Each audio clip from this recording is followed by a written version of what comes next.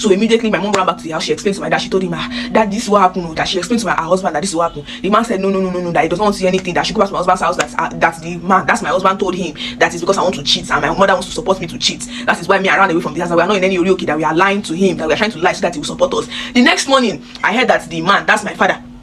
I heard that my father had already collected the sienna from my husband, and my husband told him that he will give him more and more gifts and he will even change his house if he gets me back into the house. So my father opposed it because apparently in the place we got a message that my parents are supposed to do like 7 days prayer for me, but my father refused. He said he wasn't going to come. So when we went back to the Celestial Church, the woman now said that the only way that I will stay alive is if we use my father to stay in between. That's because what was going to happen is that if my father had come with my mom, they would have prayed, they would have averted it, and they would have poured this back on his head. But now that my father is not supporting me, they have to pour it on my father's head. So they now told us that what we are going to do is that we are going to put something in the car after the prayer that they said we should do 10 days prayer. We should wait and do 10 days prayer. After 10 days prayer, we will now go and spray something inside that Sienna car. We will now make sure that my father carries that car to go and see my husband, and my husband drives the car. That if my husband drives the car, then my husband is going to die and everything is going to be settled. But if he doesn't do that, then my dad is going to die instead of my husband. Do you understand? So we now went to meet my dad. I explained to him again that this is what they said, and they said he's going to lose his life if my husband doesn't lose his life. My dad said it's a lie. That what are we talking about? This one, that one, that one. All this while I was living in my parents' house. So he now said he wants to go and see my husband. That the man said he wants to come, he wants to see him and everything. Immediately I told my mom, we're very happy. We quickly poured the powder inside the car, and we reminded my dad that if my husband doesn't drive the car, that he's going to die. He said that also have been superstitious, that all those churches they were telling us rubbish, that we should put the powder now, that he's just looking at us, he's laughing at us. Do you understand? So he drove the car there and everything. My father came back with bundles of money, provisions and everything. We now asked him that did he make sure that my husband drove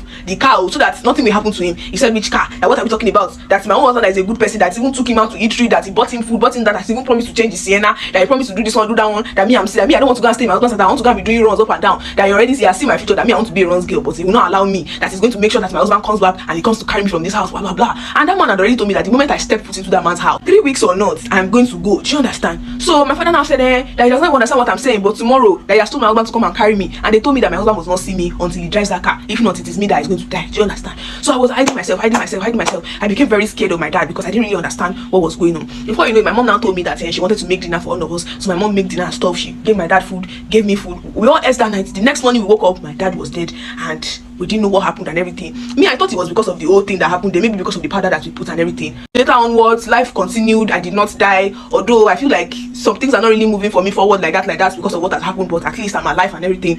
One day like that, my mom and Nana got into an argument. That was where she now confessed to me that it was her that took my father's life. Like she was one that literally poisoned him. I am very angry at my mom. I am pissed off. I did not know that she did that. I thought it was, from the spiritual people. I didn't know it was my mom that orchestrated the death of my dad. I am so mad at my mom. I have already moved out of the house. I'm currently in my friend's place. I don't know what to do. I am angry at my mom so much. But again, my friend is telling me that she go back home, that because it's my mom really loves me and she didn't want me to die. That's why she made that sacrifice. But still, I feel very